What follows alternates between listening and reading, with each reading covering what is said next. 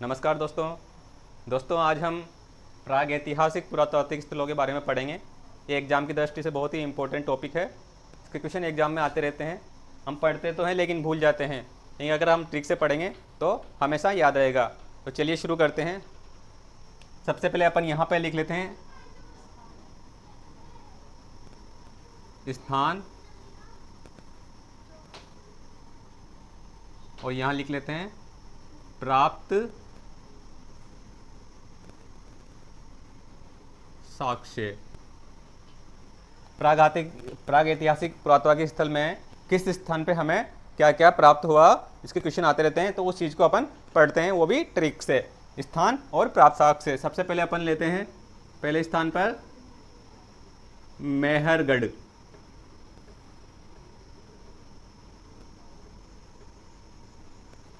मेहरगढ़ एक पुरातात्विक स्थल है। यहाँ से क्या प्राप्त हुआ है, अब कैसे याद रखना है, इसको याद रख लीजिए। मेहर किसी का सरनेम होता है मेहर, तो मेहर क्या करते हैं, कृषि करते हैं। तो यहाँ से प्राचीनतम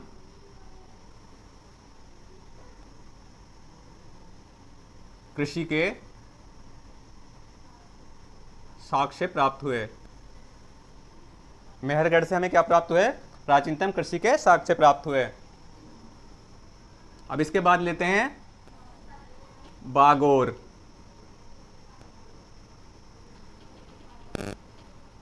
मेहरगढ़ के बाद दूसरा जो स्थल है प्रागैतिहासिक स्थल, ये बागोर। बागोर से क्या हुआ, अब बागोर में आप याद रखो बाग, बागोर की जगह बाग। अब बाग में क्या किया जाता है, पशुपालन। ये याद रखो, बाग में क्या किया जा रहा है, पशुपालन किया जा रहा है ना, पशुपालन।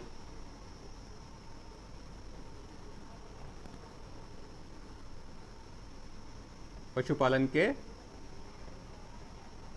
साक्ष्य। याद रखने का तरीका है, ट्रिक बता रहा हूं। बागोर की जगह आप रखो बाग याद। बाग में क्या किया जा रहा है, पशुपालन किया जा रहा है। बस ये याद रखो, बाग में पशुपालन किया जा रहा है। इससे हो जाएगा बागोर और पशुपालन के साक्ष्य। इसके बाद बुर्ज होम। अब देखो इसके नाम से पता चल रहा है हमें, बुर्ज होम, होम यानी घर अथवा आवास, है ना। तो इससे कहाँ, इस स्थल से क्या साक्ष्य प्राप्त हुए हमें, गर्त आवास। गर्त आवास इसको कहते हैं गड्ढा घर। गर्त आवास को गड्ढा घर भी कहते हैं। अब चौथे स्थान पर, इसके बाद कोल्डी हवा। कोल्डी हवा, कोल्डी हवा देखो इसमें आ रहा है कोल्डी हवा मतलब ठंडी हवा। एक तरह से समझ सकते हैं अपन ट्रिक बनाने के लिए, कोल्डी हवा। अब यहाँ क्या है, कोल्डी हवा में अपन ने चावल ठंडे करने के लिए रख रखे, अपने पास गर्म चावल है, ठंडे करने के लिए रख रखे हैं। इस तरह से याद रखो। तो इससे क्या हो जाएगा, चावल के साक्ष्य, चावल के साक्ष्य प्राप्त हुए। कोल्डी हवा से चावल के साक्ष्य प्राप्त हुए। इसके बाद कालीबंगा।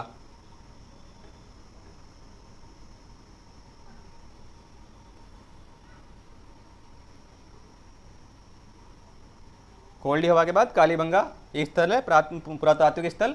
यहाँ से क्या प्राप्त हुए दोस्तों, यहाँ से दो चीज़ों के लिए मुख्य हैं जो एग्जाम में आती है। पहली तो है यहाँ से जूते हुए खेत।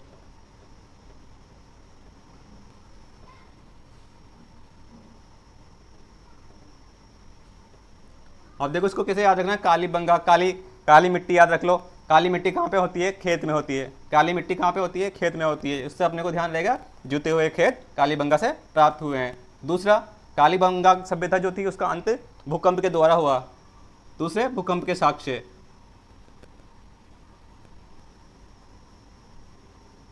भूकंप के साक्ष्य प्राप्त हुए। अब इसके बाद आता है आहड़।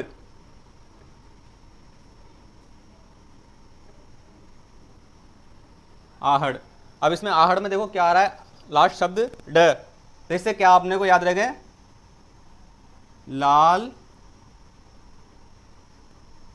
काले मृद भांड। देखो कैसे याद रहा, आहड़ ड और मृद भांड। मृद भांड कहते हैं मिट्टी के जो बड़े बड़े मटके होते हैं उनको मृद भांड, लाल काले मृद भांड। अब इसके बाद आता है बैराट।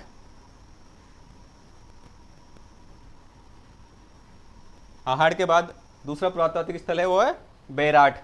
अब बैराट से क्या प्राप्त हुआ, कैसे पता रखेंगे अपन, बैराट की देखो एक चप्पल आती है बैराठी, और बैराट कपड़े आते हैं, तो इससे कपड़े के साक्ष्य प्राप्त हुए।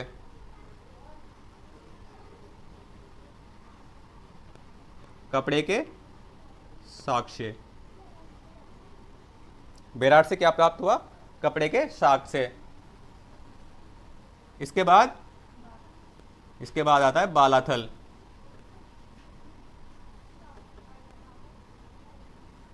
बालाथल, अब बालाथल से क्या प्राप्त हुआ कैसे याद रखेंगे, यहां आ रहा है ल से लोहा, ल से लोहा बनेगा,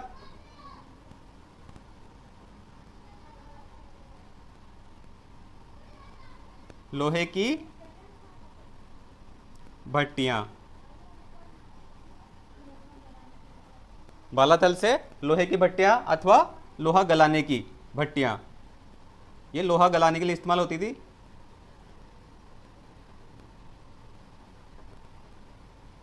लोहा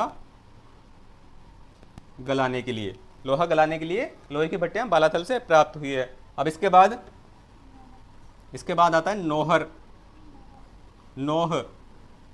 नोह कहाँ पे है, भरतपुर राजस्थान में। नोह से क्या प्राप्त हुआ है दोस्तों, नोह से स्वास्तिक का चिन्ह,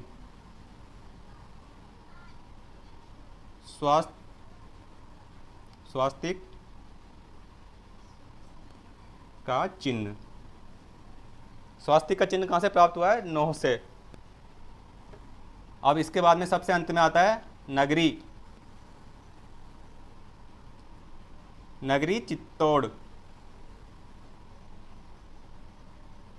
चित्तौड़गढ़। यहां से क्या प्राप्त हुआ है, यहां से प्राप्त हुआ है अपने को चक्राकार कुएं। चक्राकार कुएं क्या कहा जाता है उन्हें, रिंग वेल। चक्राकार कुओं को रिंग वेल कहा जाता है। तो ये थी प्रागैतिहासिक पुरातात्विक स्थल और वहाँ पे पाए गए साक्ष्य। दोस्तों इस तरह से याद रखेंगे ट्रिक से, तो हमें आसानी से याद रहेगा, कभी भूलेंगे नहीं। तो दोस्तों अगर वीडियो पसंद आया हो, अच्छा लगा हो, तो लाइक कीजिए, कमेंट कीजिए और अपने दोस्तों में शेयर कीजिए। फिर मिलते हैं अगली क्लास में, तब तक के लिए नमस्कार।